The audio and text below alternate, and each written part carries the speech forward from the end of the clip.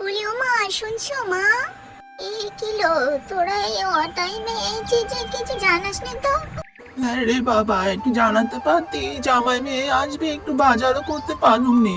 আরে শ্বশুর মশাই, আপনি চিন্তা করবেন না, আপনার সম্পত্তি এখন আমি বুঝে নেবো, সব দেখে নেবো। এই কি বলছো গো বাবা, কিছুই তো বুঝি নে। আসলে বাবু ও তেমন কিছু না, ও বলছে আর কি জামাই তো ছেলের মতোই, তোমার সবকিছু এখন থেকে ও দেখভাল করবে আর কি।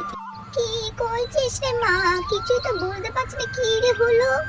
আসলে মা, আমরা পুরোপুরি ভাবে এ বাড়িতে চলে এসেছি, পাকাপাকি ভাবে।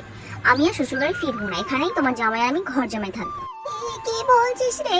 1 মাসও হলো নি বিয়ে দিয়েছি, শ্বশুর বাড়ি ফিরতে পারলি না তুই? সর সাইড দাও, আমাকে যেতে দাও, ঠিক আছে? এই এসো, ঘরে এসো তাড়াতাড়ি আমার সাথে। সাইড দিয়ে দাঁড়াও তোমরা, আমাকে যেতে দাও। বেশি কোনো কথা বলতে এসো না তো।